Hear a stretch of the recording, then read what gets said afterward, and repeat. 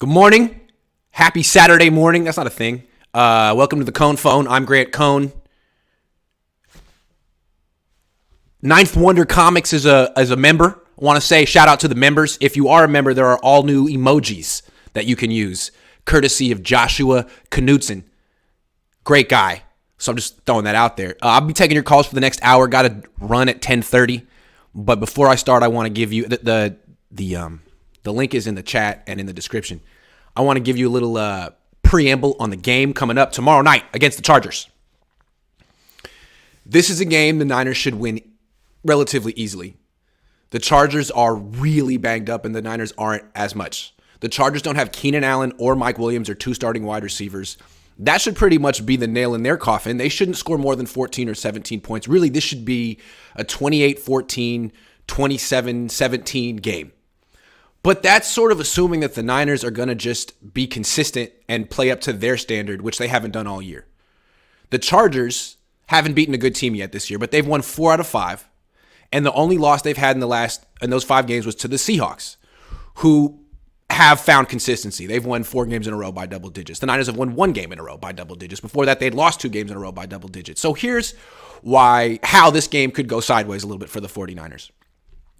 They've gotten a lot of guys back healthy, the Niners, but they're missing Eric Armstead still, Javon Kinlaw still, and now Samson Ebukam, who injured himself on a Monday practice this week. So that's 3/4 of the Niners defensive line that'll be out. So what the Chargers could do, really what their only option to do on offense, is to copy what the Falcons did. Run the ball as much as possible. The Niners, okay, so you say the Chargers don't have their wide receivers. They're screwed. Okay, well, the Niners just lost to the Falcons, who threw the ball 14 times and don't have weapons. And what the Falcons did was they saw a beat-up Niners defense, and they're like, if we just commit to running the ball, by the second half, the Niners don't have the depth anymore in their D-line. They'll be tired. It worked. So the Chargers could say, you know what? We're not really in a position to pass this week. Let's run the ball as much as possible. The Niners are going to run the ball too. We got Austin Eckler. We got a good offensive line. And see what happens. I mean, you got Hassan Ridgeway, Charles Omenihu, Kevin Givens. I mean, there's opportunities to run the ball there. So that's one way that the Chargers could keep the game close. They've given up the fewest sacks in the league. They have a better quarterback than the Niners, and their running back is similar to Christian McCaffrey. Now, the Chargers have the worst run defense in the league. Even if it's like a battle of who can run the ball better, the Niners should win that. But there's the Jimmy Garoppolo factor. Is this going to be the week that he has 3 turnovers, 2 turnovers and a safety? The Chargers have a playmaker at safety in Derwin James. This is not just a slam dunk for the 49ers, although it should be. But the Niners I've seen this season, I have no idea what I'm going to get from them on a week-to-week basis. This is a team they haven't faced in a while.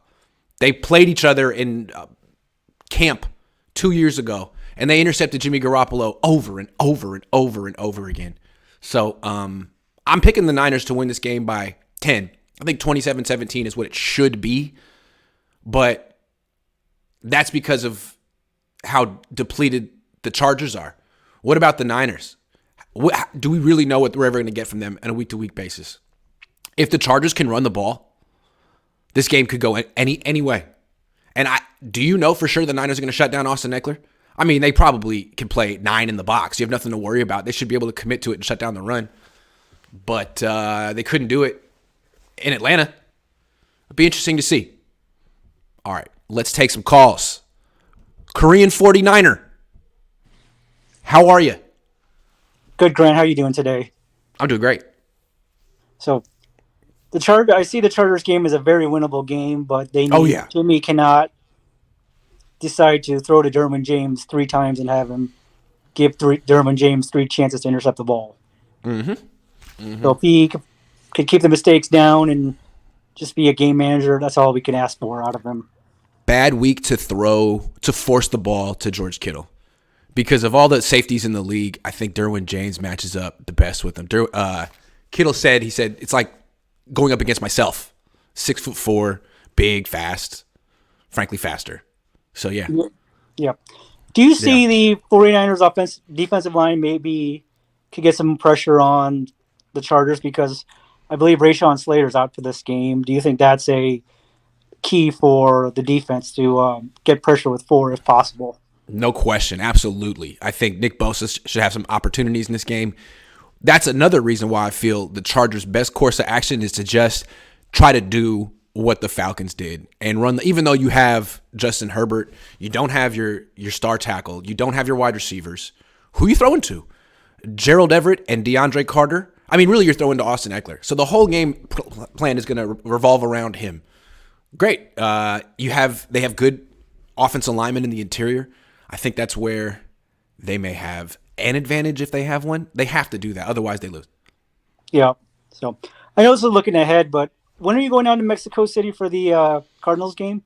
Wednesday or Thursday next week? I haven't decided yet. I booked my hotel for Thursday night. I could change it. I got to figure it out. Either Thursday or Friday. I haven't decided if I'm going to go to Colorado Springs. It's an extra trip just to cover a couple practices. I really should, but I don't really want to. I kind of want to just go straight to Mexico City. So I haven't decided whether I'm going to do the professional thing or the fun thing. I don't know. If they're training at Colorado Springs, are they training at the Air Force Academy? I think so. That's actually a very beautiful place you would like. Because it's right there in the mountains. I'm in a bind. It's a quandary. I might do that. So, all right. Colorado Springs is actually a very nice place. So that's what I heard. So, all right. Yeah, it's not exactly West Virginia. Sorry, West Virginia. West Virginia was pretty. It was just really far away. It was so far away. All right. Anyway. All right. Good to see you. Grant. You have a nice week. You too. Hunter, man. Back for more. What's up, man? Hold on. You're muted. Just press the little microphone thing. There you go. Yeah, man. Thanks for having me on again, bro. Thanks for doing Cohn Phone in general and giving us a place to vent, to express our frustrations and joys. Man, honestly, I feel like the 49ers should win this game, right? They should win this game. On paper, on the field, they're a better team than the Chargers are right now. No Keenan Allen, no Mike Williams, Joey Bosa not playing. Right. They pretty much down all their stars, right? So normally, D'Amico likes to have 2 shutdown corners. We only need one because they got Josh Palmer. If we can't stop DeAndre Carter and the rest of the practice squad, Gerald Everett, Gerald Everett. Yeah. Austin Eckler is a threat, but we have really good linebackers. They should be able to contain that. So I'm not worried about the defense. I think the defense can keep the game low scoring. Now, I say that, but we know we have problems with running quarterbacks. So if Herbert decides, and Herbert's a bit of an athlete. He's not Mariota, but he's an athlete. Yeah. He hasn't been running a lot this season, but if he decides, hey, man, these guys leaving these lanes open, I'm going to start taking them. That could be a problem. It's the only thing I'm really worried about on defense. Now, offense. This is going to be the first game with Debo back, with Debo and Christian McCaffrey. I think Kyle might struggle to figure out what he wants to do with that dynamic, and that could cause him to overthink things on offense. Kyle overthink things? I've never seen him do that. Are you kidding me, Hunter? Wow. Okay, fair enough. I'm with you. And then, like you just said, man, we got to address the elephant in the room. He's been having not good games in the sense of I'm putting my team on the back and leading them to the victory, but he's been staying out the way and not messing stuff up. Mm-hmm. How long can that last? And with a Charger defense like the Chargers, they have a lot of guys that get after the quarterback. Like Derwin James, not only is he good in coverage, not only is he good in run stop, but he can blitz the quarterback. Khalil Mack blitz the quarterback. I saw Khalil Mack make a play last week. He just ran up to the wide receiver and took the ball out of his hands and just ran the other way. Like it looked like, when you play backyard football and you got that kid that's bigger than everybody else and just imposes his will. Like what happens when they put that guy on the same side of the field as Mike McGlinchey? Let me tell you something. If the Niners fall behind early like they did in Atlanta and they have to play catch-up, that's when Khalil Mack ruins your game because now you can't just run the ball or present like you're going to run every play. Yep. And one thing about the Chargers, they can blitz up the middle with Tranquil too, so that's a problem. But we pretty solid on the middle. The young guys been playing good in the middle, so I'm not worried about that too much. But It just really, I think this game is going to come down to Jimmy and Kyle. If Jimmy plays good, don't commit the turnovers, be fine. We'll be all right. If Kyle can get in, stick to a game plan. Here's the thing: if we don't go off his script early, if the script works out early, we should be good. Get that lead. I'm cruise. telling you this. Yeah. If the first drive the 49ers have is a 3 and out or anything less than a touchdown, it's going to be a problem. Yep. It's going to be a problem. A lot of time the Niners have that long drive and it's like field goal at the end. It's like, oh, it's going to be that. Wasn't that what happened against Kansas City? They had a nice drive. It looked great. Didn't they? And they had, what was it? I forget. Anyway, they were up 10-0 against Kansas City. Am I wrong? Yeah, I think that first one they got the field goal and then there was a turnover. And they got the touchdown. I think if you go 7-7, then that's, it's different. The team, your opponent got to play different. More than likely, they're going to have to commit to the pass more, which just changes the complete dynamics of how a defense can play against, but 10, that's still, 10, that's nothing. We score a touchdown, we score another touchdown, we got the lead back. Look, even if you go, you up 14, you score 2 touchdowns, it's back to a tie ball, it's back to the ball game starts over again. And that's like the way I always try to tell people. That's my dad was a football coach. That's how he told me about football. He say, son, every time the game ties up, it starts over again. It's a cat and mouse game. So and I watch a lot of football, but I've been watching more football this year. And I see coaches make a lot of bad decisions, and I don't understand it. I understand analytics are prevalent. A lot of coaches, instead of taking the field goal, they will try to go for the touchdown. Or instead of taking the extra point, they'll try to go for 2 when it makes absolutely no sense. Kyle is the opposite of that. He's going to take his points, which I'm not mad at him for that. But at some point, you can't always, we're just going to take the 3. Especially when your offense isn't scoring a whole lot of points, other than last week against the Rams, but we always score a lot of points against the Rams. Right. So I feel like this week, the Chargers, don't get it twisted. Even though they missing Mike Williams, Keenan Allen, they can still score a lot of points. So I feel like this week it's going to be about getting 7, not taking 3s, no 3 and outs. Like, we got to go on extended drives, give the defense a break, and we should be good. But like I said, this week is all about Jimmy and Kyle. That's as long as they bring their A game, we'll be good. Agree. Good stuff, Hunter. Thank you for calling in. All right, bro. That was good stuff, man. Sorry I cut you off too early. Karan, what's up? Hey, how are you? I'm good. How are you? Good. Hey, so the elephant in the room is that if the 49ers lose this game, how can you take them seriously for anything? Correct. You can't. Yeah. You cannot take them seriously at all. To me, they are, an 8-9 team that will play the second seed, get their bell rung, and then call it a successful season. They lost their starting quarterback, and it'll be interesting to see what happens next year. But can I ask you something? Since you're in the locker room, do you think the locker room currently has the makeup to withstand a 6-10, 5-12 season next year with the players that they have? No, currently they've made it real clear they're not. They're not in for that. They've made it really clear. Really? So don't you think? I can't. They were so happy that Jimmy Garoppolo came back. They've pretty much made it clear, like, hey, we're all in for Trey Lance as long as he's fully developed when he gets on the field. Oh, he's not? Well, maybe we should go back to Jimmy because we're kind of really good with Jimmy. Do you not see the irony of people defending Jimmy 5 years ago because he didn't have enough playing time and then he finally got a season underneath his belt? Because really the dynamic of Jimmy was he played 4 or 5 games and he was injured those 4 or 5 games. You could say the same thing for Trey Lance as well. They got lucky in 2019 or 2020-19, and they got that, lightning in a bottle, that defense that was very good, and they propelled them to the Super Bowl. So the 49er locker room, those core players are trying to replicate what they got with Jimmy, who had only played 6 or 7 games, and thinking that's the way it is, but that's not the way it is. That was an outlier, right? Mm-hmm. And they blew that outlier essentially. They did. My other point I wanted to get with you is, why do you think offenses are just garbage this year? Like this year in particular, have you noticed like games from a aesthetically pleasing offensive standpoint are real? I'm watching all. I'm on the East Coast. I watch all the games, even the Bills. They go through stretches where they're like, "Ugh, that's not very good. That's not very good play." Do you think that athletes are changing on the defensive side and they've gotten much better, or do you think they've caught enough? I just don't understand. Like, because the rules, they're all for offense.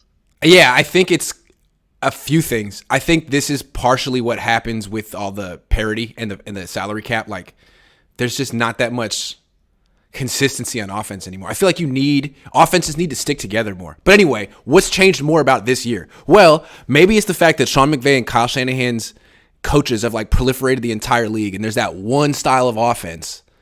Or maybe it's the fact that Vic Fangio's defenses have proliferated around the league, and offenses really don't have the answer for that. Is that possibly it? Because the thing is, I think yards per completion is lower than it's like ever been. And I think what this Fangio defense is doing is forcing a bunch of checkdowns. And I think that's like so the offense is pretty much doing what the defense is, taking what the defense gives them, which is bullshit. Take a check down. So maybe maybe defenses are just ahead of offenses right now. So they flipped it. So essentially, Kyle Shanahan's offense was predicated on you making a mistake and we'll capitalize. Mm-hmm. Now the tables have turned. Like, we're not going to make the mistake. We're going to wait for you to fumble, make a holding penalty. And okay, so or have a 13-play drive where you're flawless. How many of those you're going to have a game? 2? Yeah, maybe one. Yeah, you could have a really good drive, and there could be 2 field goals, and then that's what. So, and that was Fangio's philosophy 10 years ago with this team, and now everyone's doing it, and it seems to be, again, the Niners are facing that this week. Yes. So maybe that's partially it. You gotta respect defensive coaches for finding answers even when all the rules are against them. Really smart. Yes, and my last thing is I think this absence of Eric Armstead, because he's getting paid as an elite pass rusher, and I've really found out that really he should be known as an elite run stopper because the defense is not the same. And he's probably getting overpaid as an elite run stopper. He's getting paid like, he's DeForest Buckner and he can also rush the passer, but he's a really good run defender. And he makes a huge impact in the run game. He does. And the fact that he's not playing in this game is one of the things that gives me a little bit of pause. Him, Ebukam, Kinlaw out, it's like, okay, well, the Chargers do have a good interior offensive line, and they do have a good running back. So, are they going to run for 150? And if so, is it anyone's game? They go up against the other Bosa in practice, so you got to think there's some tendencies that they innately know. They may not be able to guard him, but they've got. We've seen there are ways you can attack Bosa as a run defender. He's not necessarily the most disciplined run defender, and if you don't pass the ball much, you kind of take him out of the game. Yeah, he sells out for the run, sells out for the pass so bad that you can use it against him. And teams have. Yeah. Karan, great to see you, man. See ya. Going to Azteca, where are we watching football Sunday? I don't know, man. I'm probably going to be with my wife. But if you want to join us, make it a triple date. I was going to almost say a threesome. Nathan Flores says, I just want to see if they come out with momentum for the Rams game or struggle like they did versus the Colts last year after the bye week. It's true, they did struggle after the bye week last year. It'll be interesting to see. All right. Josh Wyatt. How you doing? Not in the mail truck today. I'm sorry, you don't have a mail truck. I don't have a mail truck. I got a work truck. Okay, work truck, not in the work truck. All right. So I think this is going to be a good game. I don't think it matters if they win or lose. I think people are putting a lot on it because it comes right after a bye week, right after the Christian McCaffrey trade. But I got them 7-6 or 6-7 going into that final 4 weeks of the season. And if they lose this one and they win a different one, right. They just kind of have to tread water through this stretch, go 3-2, and it's not that it wouldn't be good to win this game, but the tiebreakers are going to come down to AFC, NFC, and this is an AFC game. And if you look back at the end of the season and said, oh, they lost a tough one to the Chargers, it wouldn't really change anything. They've already lost 3 games they should have won, though. I feel like how many of these can you continue? Like, yeah, it wouldn't be the end of the world if you lost to the Chargers, but they're down. No Keenan Allen, no Mike Williams, no Joey Bosa. Like, this is when you want to face the Chargers, and you can't take care of business. Sure. It would be demoralizing. I mean, yeah, but I think this team has some faith in themselves. The issue I have is that regardless of whether or not they are, they win this game and they end up 11-6, or they lose this game and they end up 10-7 or whatever, it comes down to what is the future of this franchise and what can they possibly do in this playoff run. And that McCaffrey trade went down, and I've been trying to figure out what bothered me about it so much. Like, it just got under my skin, like made me angry that they made that trade. And what made me angry is it goes against the philosophy of the team. It does. The philosophy of the team is that Kyle Shanahan, his strength is he can scheme up a running game from anywhere. Mm-hmm. Now, next year, they're going to have the most expensive running game in the league. Mm-hmm. Deebo Samuel, $24 million. Christian McCaffrey, $12 million. George Kittle, best blocking tight end in the league, $16 million. Juszczyk, $8 million. Exactly right. Trent Williams, $27 million. Like, Trey Lance. He's a running back too. Yeah. So the initial 2019 team was built on the back of we can put resources everywhere else except running game, and then manufacture a running game with undrafted free agents, Raheem Mostert, What they're doing in Miami right now. Exactly right. Because it was never Kyle's strength. It was always something that he was piggybacking off. I mean, it was his system, but it wasn't his strength. And now we're going to devote how many draft picks, how many millions of dollars on running backs and tight ends and running wide unprecedented receivers. So what does that come as a cost from? Because in 2019, we had the deepest defensive line in the league. We had first round picks all across the D line. We had great linebackers, fast.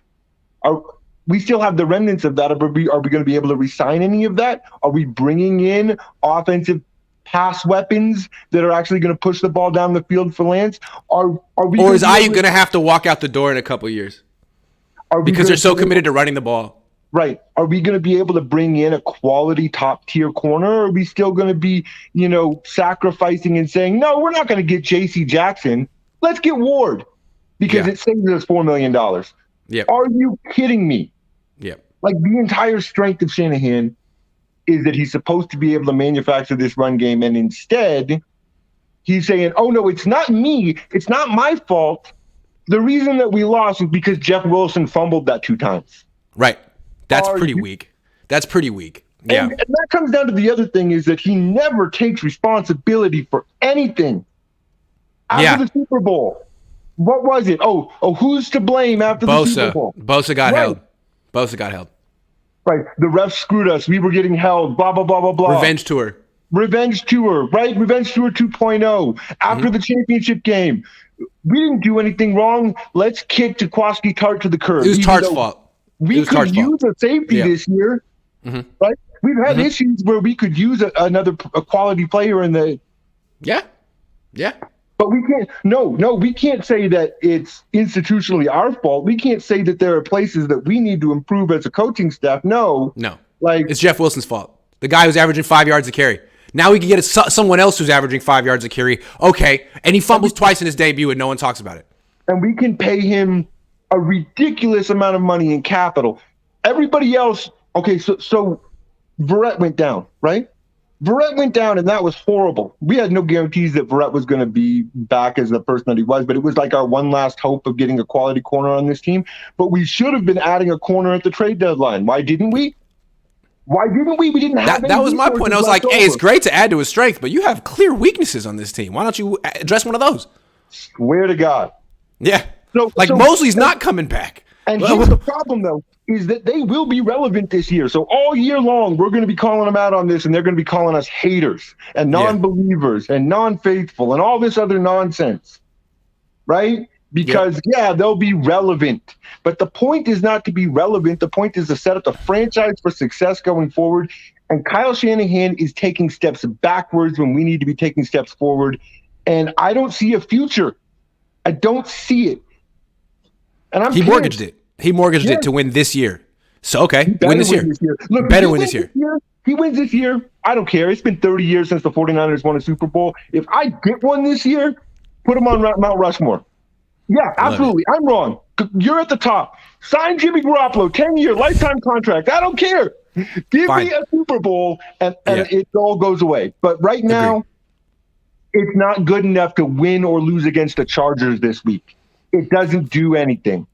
Great call. Great call, Josh. Have a good one. Have a good one. Okay, we got Rod, 88 Niner, AK Niner, and then Martin Donaldson in that order. Wardell MF says, bro, where's Niner Nation watching football? I don't know. I'm not in Niner Nation, bruh. I wouldn't know. But, they travel well. I'm sure it won't be too hard to find them. Rod's in Niner Nation. What's up? What's going on, Grant? Yeah. Man, I just called to say it just feel like the 49ers just need to learn how to do what makes sense. I think a lot of times Kyle has the tendency to get a little cute with the play calling. Let's just go back to what makes sense. Not only that, but like you said before, and you've made this point a lot of times, Jimmy Garoppolo is not going to just get victories with slants, with curls, and like throwing screens all game long. Yeah. Right. No. You're going to have to learn to utilize him. And I know we're all skeptical about allowing him to throw the ball down the field. I do think that they've done a better job with allowing him to do it this season. But it's like we've always said as well, some of those passes that he's thrown could have been picks. So we're just going to have to – we got to do something about this Jimmy Garoppolo situation with throwing the ball down the field, because when you start to play the better teams in the playoffs, the things that may have worked in the regular season aren't going to work against those teams with better defenses. So I think it's two things in particular that we need to do. First thing is like you've said, this is your idea. Maybe start giving some of those passes downfield to Ross Dwelly. Seriously? Yeah. Second one, I also like last season when we looked like we might have a chance to go to the Super Bowl when they used to keep Warren Jennings involved. And I feel like, it's just, we can't always think we're going to just have success going the route of Kittle and going to the route of Deebo Samuels, because those guys already realize that those are your bread and water guys. Sometimes you have to go to your alternative guys. And I think, when you just continue to try to run the ball 25 times a game, when it's not being effective, you have to do something different. And I think, again, it's just he's not showing the Kyle that he showed us in the beginning that can spontaneously come up with an idea in a such situation where we need it. You know what I'm saying? You know why? Because that guy's in Miami now. Unfortunately. Kyle was taking credit for the group project. He was like, Mike, you're a little awkward. No one's ever going to take you seriously, but I'm Mike Shanahan's son, so you stick with me, and you'll have a place in this league. And then, he's a head coach now. Kyle's like, man, I never saw that coming. 5'5" Mike McDaniel, head coach. Damn. I really thought. But now his offense is clicking. Yeah. Kyle's over here trying to figure it out in week 10. Maybe he will. But really, it seemed like his trading for Christian McCaffrey was an admission. Like, I got no new ideas. My new idea is give the ball to Christian. Give the ball to Christian again. That's his idea. I think it's going to be very interesting. I'm glad you said that too. Yeah. Because I honestly do believe now, if you think about it, okay, Elijah Mitchell's coming back. Elijah Mitchell, we already know what he's shown us so far. He's shown us potential, but he gets hurt a lot. Okay. The rookie, TDP, they see something in him. Me personally, he's okay. Okay. So that goes to the guy that we all want to see. Maybe this is, I've been saying it from the beginning. I think he's trying to have a special time that he debuts Jordan Mason. I think he's just saving it. And I mean, I could be wrong. Yeah, that special time is next season because Kyle Shanahan hates rookies. He's rookie-ophobic. I don't like it. Yeah. Bill Walsh won his first Super Bowl with three rookies starting in his secondary, and Kyle Shanahan can't get a rookie running back on the field unless he absolutely has to. Silly. Wasn't Matt Breida a rookie when he played with us? Hell yeah, he was. But again, Elijah Mitchell was. But Kyle, if he has choices, he's like, oh, I got Tevin Coleman. I gotta go with Tevin. I gotta. Yeah. But hey, nice to see you still wearing the Trey Lance jersey, man. Always. Yep. I still support Jimmy, but this is my guy. Fair enough. That's the starting quarterback. Grant. All right, Rod. Already. Take care. Take it easy, bro. Take it easy. Love to see Rod. 88-9 and Rob Martin.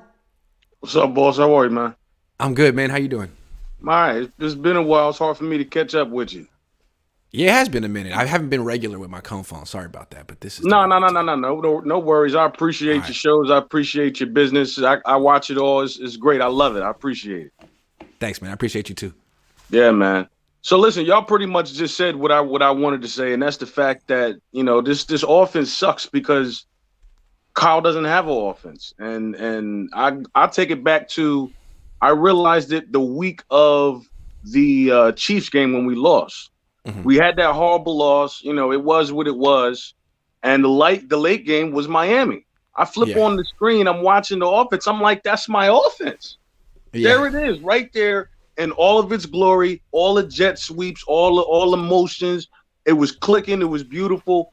And I'm like, there it is. Yeah. And that is exactly the problem. And so to be honest, Grant, I don't care if we had Odell Beckham Jr., I don't care if somehow we got that kid that's over there in Seattle that's making a lot of noise. You know what I'm saying? It doesn't matter to me because I don't think Kyle is going to be able to put it together when it matters. Now, obviously, we got enough talent and the defense is rocking hard enough that we can always make some noise. But as far as getting to where we want to get to, the glory land, I don't think Kyle's got that right now, man. Have you ever seen The Usual Suspects? I don't believe so, actually. Haven't seen The Usual Suspects. All right. I don't want to ruin it. It's a great movie from the mid-'90s with one of the great all-time twists of all time. Basically, what it's about is they're trying to find Kaiser Sose. Kaiser Sose is a criminal master. I did see that. Okay. I did see that, and that was what's that white guy's name? Kevin Spacey, Chaz Palminteri. Okay. Yeah. So, spoiler alert, if you haven't seen it, cover your ears. They're trying to find Kaiser Sose. He's a criminal mastermind. Yeah. And Chaz Palminteri is in charge of the search, and he totally overlooks him the whole time. He has him in his room the whole time. It's little Kevin Spacey, and he never thinks he could have done it. And to me, it's like Mike McDaniel was Kaiser's, and no one thought it. But you go back and look at his track record. He was with Kyle the whole every step of the way, except for 09 and 10 when Kyle did nothing. That great year with RG3, Mike McDaniel was there. That great year in Atlanta, Mike McDaniel was there. And almost every year, he didn't have a position to coach. He was just the dude grinding tape, making game plans. It was him the whole time. I totally agree with you. And so now what we got left is what happened in 98, 99. And it looks like that. If you think about it, it looks like that Bronco offense where you think you have what was his name? Davis? Terrell Davis, but you don't. Terrell Davis. You think you have John Elway, but you don't. Yeah. You don't got that. That. And I'm very worried. So we'll see. We'll see. Yeah. I think things may get better when my man comes back, because as the other guy, I'm a Trey supporter as well. And one more point about that is, I love that when we re-sign Jimmy as a backup. But when you think about a backup, your backup is supposed to play for 4, maybe 5 games, not the rest of the season. That's not ideal. You think of a backup as a few sections. And yes, Jimmy can definitely win you 4 or 5 games, no problem. I don't have confidence in making a whole bunch of noise for the rest of the season. I just don't. But he just tore up the Rams. Doesn't that change everything? He tore up the Rams. Yeah, man, I've never seen that. Come on, man. Come on. Yeah, that's true. One more final point, little off subject, but I think it is important because we all talk about it. There is a field over in London. I want to say it's London. They take excellent care of their field. When I say excellent care, they have the grass is on panels, Grant. The grass is on panels. The freaking bleacher stands raise up. They go underneath, And they get watered, they get UV lights. It's freaking beautiful. And all of the only thing stopping us from doing that is money. So I don't think anything's going to change unless the NFL Players Association gets involved and makes a noise on that front. Agree. You know, Arizona does that. They have a dome, but they have grass and they roll it out. Right. And they got the Super Bowl this year, so smart to them. And the NFL needs to they got to get rid of this. I think that the league and the Players Association should all be in lockstep on this issue. Yeah. You know, it'll cost the billionaires a few extra million. Good. Invest in your product. Exactly. It's making it safer for your players. It shows that you actually care as opposed to the dollar sign. Because if you install that turf stuff, it almost feels like are you counting on players to get hurt? Like, do you not want to pay? Are you like, let's just have a lot of turnover and go with young guys? Like, it's almost what it feels like, which is really messed up. Anyway. Yeah. All right, man. Great to see you. Great conversation, man. I appreciate it. All right. See you soon. Yes, sir. AK Niner, 49er. What's up, buddy? How you doing, man? Man, everything is everything. How about you? Same. So I know everyone's been talking about the offense, and Kyle, I wanted to talk about the defense this time. Okay. Diamador Lenore.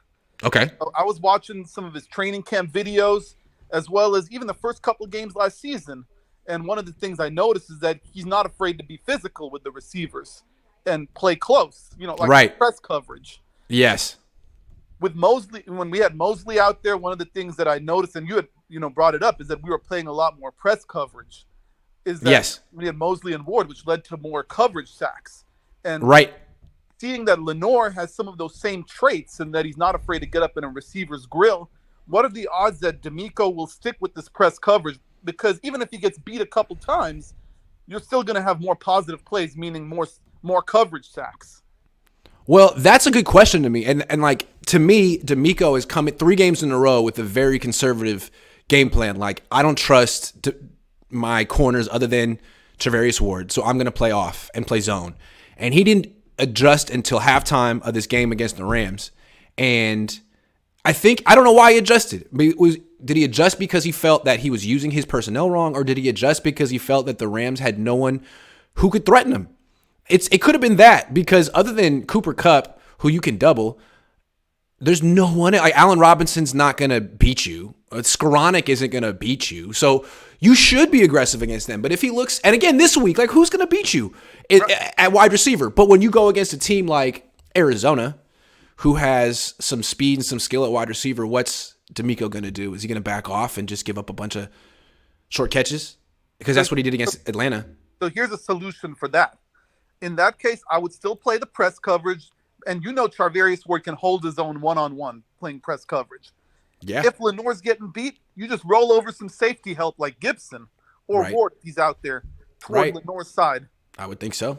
Easy enough. But what you don't do is just play 9 yards off and invite a bunch of quick passes, because that just takes your pass rush out of the game. And we've seen that. That's an effective way to play the Niners defense. Those screens, take that stuff away. Make teams earn it by holding the ball in the pocket and blocking the Niners pass rush and completing passes down the field. Make them earn it. Exactly. And I feel like right now, especially with our offense being much more improved with McCaffrey, we know that Kyle knows that, we're capable of scoring 30 points. So even if we allow a big play on defense from being too aggressive, it's not as damaging as, say, pre-McCaffrey. So I think that's going to enable the defense to enable D'Amico to take more chances to, you'll see more of that. I'm hoping we'll see more of that press coverage, which will mean more coverage sacks and more turnovers. Love it, man. Great call. Thank you very, very much for your suggestions. Always a pleasure. See you, man. All right. Martin Donaldson. Hey, Graham. How are you? Okay. I'm stuck at home with COVID, but... sorry to hear that. Are you okay? Oh, yeah, I'm okay. It's been a couple of days. It's okay, but it's my birthday tomorrow, so it's going to be COVID birthday for me. So happy early birthday. Yeah, thank you. So, but it makes I have time to call you, so I have nothing to do. Usually I'm quite busy. Mm-hmm. So just want to get it out of the way.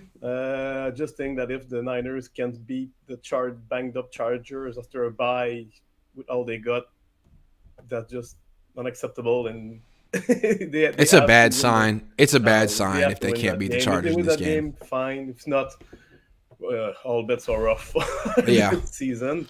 Yeah. And I want to come back to the McCaffrey trade because I was really on the fence about that trade, like when it happened, because of like maybe on the brittle side and right. Like they said before, another investment in running back. It's quite a lot with draft pick.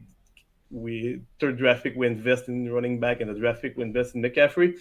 Right. But I looked at like all around, and what really swayed me when I saw his contract.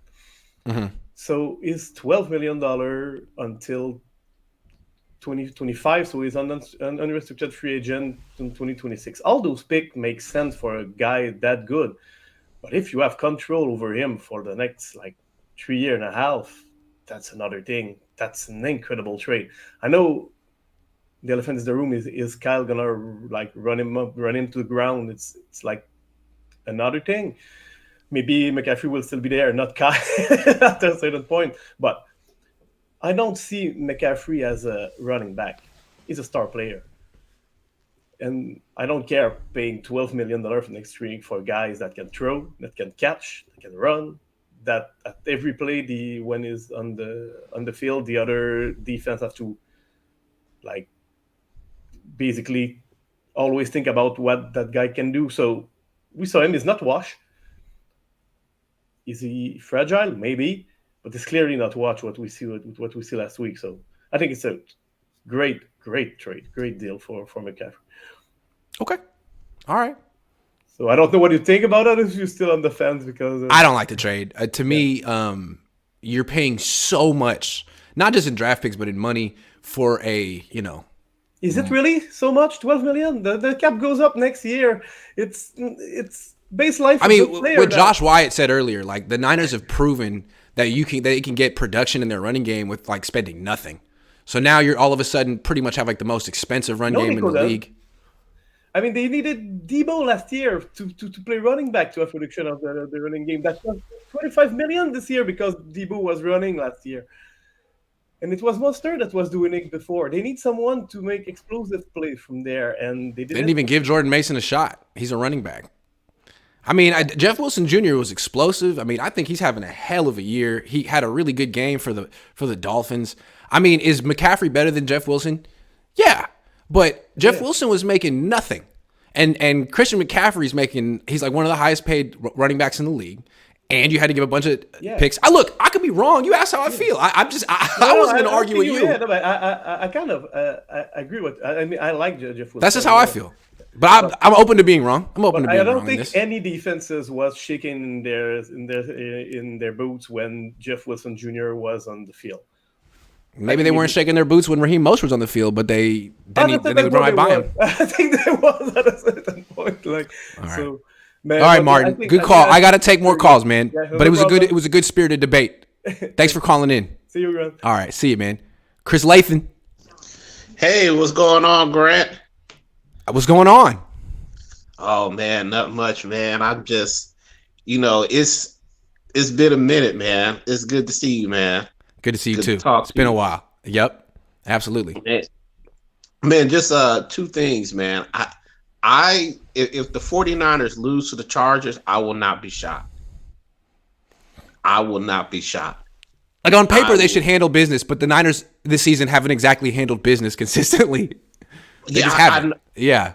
Well, I was one of the people I didn't get a chance to get on, but I wasn't shocked when we lost to the Bears, and we should have won, because when we played the Bears last year or the year before, and we barely won.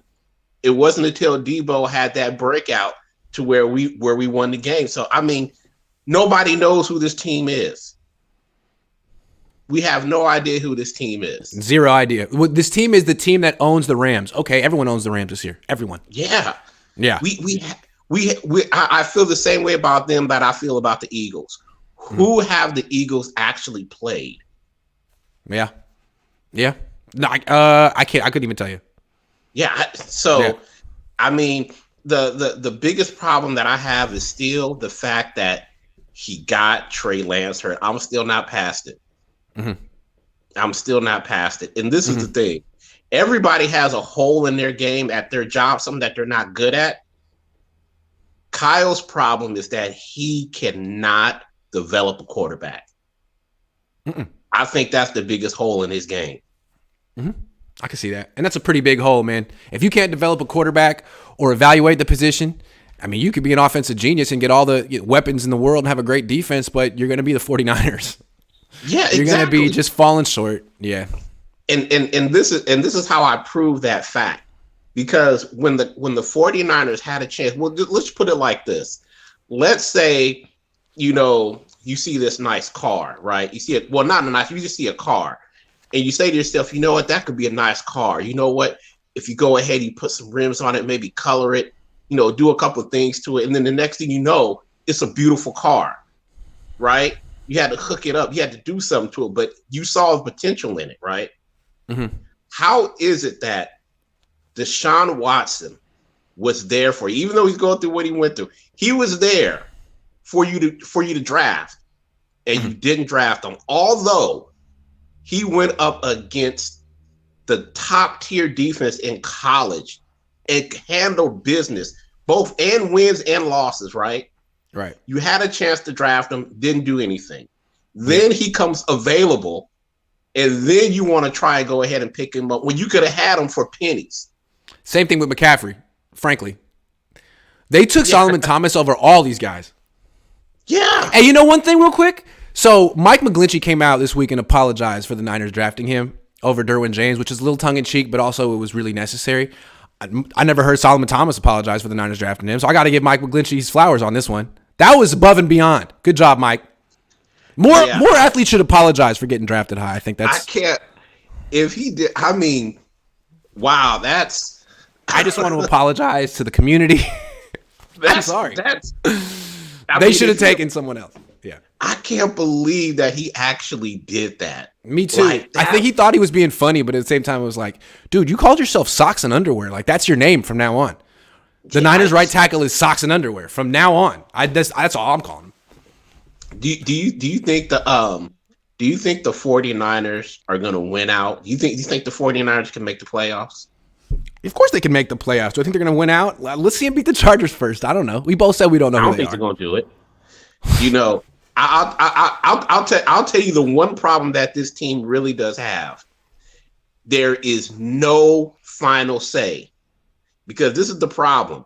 Remember last year when John York came down, and everybody was like, "Oh man, John York's down here. There's going to be some problems." Well, they should feel that way about Jed, but they don't. Why is that? I don't know. Yeah. You have the power in theory, but what you say, doesn't really actually go. But I just wanted to come in and just I know you got more calls. I didn't have anything, too deep to talk about, but I just wanted to hit you up, man. Appreciate all that you do, man. Oh, another thing, man. Just want to say you are blowing up big time, which you already know. But keep doing what you're doing, man. I love your work, man. So does everybody else. On behalf of Niner Nation, man, we appreciate you. Thank you, Chris. Always appreciate it. Later. All right. You take care, man. Have a good one. You too. All right, guys. We got like 12 minutes left. If you could, let's try to keep this somewhat brief to get everyone on. We got Khaneal and then JG 49ers and then Thayer. Khaneal, what's up, man? What's good, Grant? It's been a minute, man. It's good to see you. I'm going to keep it quick like we talked about. I want to talk about these recent moves for McCaffrey and then maybe bringing in Odell. I think Kyle is starting to get a bit insecure. He's starting to get a bit uncomfortable about, like, he hasn't been able to get over the hump. So the idea of getting the perfect, or he could do it with any running back or any type of wide receiver, is starting to kind of wear off for him. So it's like, I gotta get it done. So I gotta get McCaffrey. I gotta get Odell. I gotta get these guys. I got to get my numbers up. Mike McDaniels make me look bad. Yep. And because he doesn't trust his quarterback at the same time. So it's like, hey, if Jimmy can only make that one deep throw to Ray McLeod, I got to get someone that's going to catch it. That's going to catch it. That I feel comfortable is going to catch it, because I can't trust Jimmy to throw it twice. So I think that's why Kyle's might make that move for Odell, and why he made the move for McCaffrey. And even though it was the McCaffrey move, I was like, about. If it makes Kyle secure, I think when he feels secure, he's a good coach. when he gets Sure. nervous. And the thing with McCaffrey is he looks like he's in top shape right now. Like Odell, what is he going to be coming off his second ACL? I mean, you just tried this with Jason Verrett. You really want to go down this road again? That's fair. You're the 49ers. Guys get hurt in practice every week, B. You're right. Every week, B. Yeah. You're right. But I just think he gets nervous. And I think when coach is scared or coach is nervous, he's not good. That's when he doesn't have confidence in his guys or whatever. Yeah. So now he has ultimate confidence in Christian McCaffrey. Seemed like he was losing confidence in Debo. Yeah. Which maybe that's fair. And even Jeff it's like you have confidence in Ayuk, but you can't get him the ball because of the quarterback. Yeah. Fair. So well, McCaffrey, just save the season, buddy. Just go Wildcat. Just go Wildcat. I mean, McCaffrey has the best throw of the year so far. I'm just saying. And we got to beat the Chargers without Mike Williams and Keenan Allen. Man. We have to figure it out. We have to. We can't have to. We have to. There's no way you can write that one off. That would just be devastating. No, Herbert's great. Don't get me wrong, and he's way better than Jimmy. So I don't think it's going to be a blowout by any means. Yeah. He's still going to make plays, but you got to have someone to throw to. Yes, exactly. So DeAndre Carter, the Niners cut him. He was on the team in 2017 training camp. He didn't make the team. He was one of the first guys Kyle Shanahan signed, and then they cut him. He's really? Decent. Yes. That's true. Wow. True facts. All right, Khaneal. Good to see you, man. All right, man. I'll let you later. Peace. Later. I liked his glasses a lot. They were really nice. The gold rim. A couple more. Ha! Yeah, we're at that level of the show. JG, 49ers, NFL. What's up? Hey, Karan. How are you? Good, man. It's been a while. It has, like a year the last time I called. It has. What's on your mind? Well, first of all, we're not listening to the Chargers. Not these Chargers. I mean, you've seen their injury report, right? Who's going to throw to? I mean, Herbert, he has no one to throw to. His defense and his offensive line is not doing that great either. They're questionable, both a guard and a tackle, so no. Being that said, I know you have revisited this like 200 times, but I gotta say it. I hate the McCaffrey trade. I hate it. I don't hate the player. He's awesome. I mean, it's good to have. But I don't think it was the move this team needed. At the time they made this move, I mean, they were expecting them to come back, but they had no tackles at offense. Right. None. Absolutely none. That's true. So for all you also lost Mosley. So I would go into let's get this probably legendary defense back with two real cornerbacks, two real shutdown cornerbacks. And let's get an insurance policy for McGlinchey, yeah, for sure. Yeah. And there's also a chance that Trent Williams may not finish the season healthy. I mean, that's his track record, right? And he's on the right side of 30. So, I mean, Brunskill can do sort of the job, but how about another swing tackle? So I know inside it's 2020, but what could the Niners have done with all the capital they invested on McCaffrey? Let's see. The Eagles acquired defensive end Robert Quinn from the Bears for a 4th-round pick. The Jaguars, if you really wanted a running back, the Jaguars traded James Robinson to the Jets for a 6th-round pick. And, talking about a swing tackle, how about the Patriots giving up Justin Heron? I mean, he's not started, but still, it's a swing tackle. It felt a need. And a 7th-round pick for a 6th-round pick. So you would there were options. Still have, and you would still have a 2nd and a 3rd to address the cornerback situation. You can definitely get a starting cornerback with a 2nd and a 3rd. Right. And then you can really call you are going all in this season for the Super Bowl. But what they did, no, man, it just feels like another panic move, another one. They've been doing those for a while now, for half a decade. Yeah, I agree. I didn't like the move. Good player, but you had a good running back. And now he's in Miami, and he's cheap. And so you spent a lot to upgrade a little, and you still have a big problem at corner. I mean, maybe it's not a problem this week because there's no wide receivers to cover, but eventually. You saw what it looked like against the Chiefs. It's not. Anyway, this show's almost over. Yeah. Great to see you, man. Sorry to cut you off. Good to see you. All right. Yeah. Take care. Nick Brown says, do you think Kyle will get fired if he lose some games, Dolphins, and then lose some Mike McDaniels? I feel like we need a whole show to talk about this. I don't know. I mean, if he loses the rest of his games, it could get bad. Yeah. I think we all, if he misses the playoffs, things could get weird. That's all I'm going to say. Thayer 86 jokes. What's up, Grant? How's it going? What's up, man? How you doing? Doing good. First question. You excited for ski season or what? Yeah. Hell yeah. First weekend just happened today. So Where are you calling from? Reno, Nevada. Reno, Nevada. Okay. Is it snowing right now? Oh yeah. This last week. Oh, nice, dude. 6 That's inches baller. here, you know? Love it. Cool. I'll keep it quick. I know you're on a short list here. So first question. I saw last week's 2 weeks ago game. Christian McCaffrey. Obviously a freak athlete, but I got pretty nervous them just like running the small running back just straight down the line.